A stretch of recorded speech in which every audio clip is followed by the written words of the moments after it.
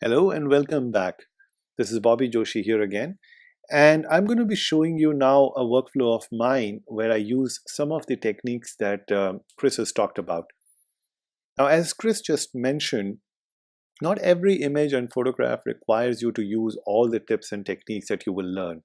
Depending on the mood, depending on the photograph, depending on what you've shot and how it should look like, you will use some of these techniques that you're learning. So to that effect, stay away from the trap of trying to use everything you've learned in one single image. Because, in photography colloquial term, you will otherwise be cooking an image, and we don't want to do that. So in this particular workflow of mine, I'm going to stick to adjusting an image using the Adobe Camera Raw. I'll stick to doing what I do in Adobe Camera Raw. I'm definitely going to use refining the edge selection. So I'm going to show you how I select the edges and then how I refine them. Understanding the 50% gray layer using both for dodge and burn and color dodge and burn. I'll show you a little twist to what Chris showed and how I do it. I'm not going to be changing too much of the white balance in this particular image that I'm going to show you. But yeah, I mean, you will still get a hint of what I do. We would look at creating autumn lights. Now, there is obviously a longer way of creating autumn light that Chris has showed you, but a very nice and easy way of doing that is using the Nik software. So to that effect, I'll just touch upon a little bit of Nik software, a couple of my favorite filters on there. Cross processing will not be required. I will, I won't do too much of sharpening of the images, but yeah, I mean, let's see where it goes.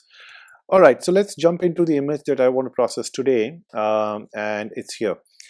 So this image or these series of images were taken in one of my favorite places that I love to shoot, which is Kumarkom, and it was taken in the April of 2016. And this was taken on a really nice early morning and a gorgeous setting.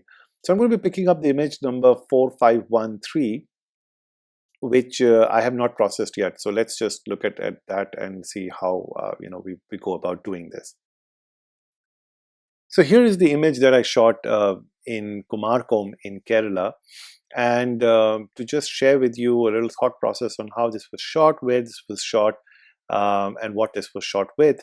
So this was taken with a Nikon D810, shot with an 8mm fisheye lens. As you can see here, the reading on the EXIF panel shows 8mm, shot at f8 at 1/62 shutter speed and at ISO 31. So again, my philosophy in shooting landscapes is that what I look to do right up front is to protect the highlight. I literally want every single pixel on the highlight protected, and I want the details of that.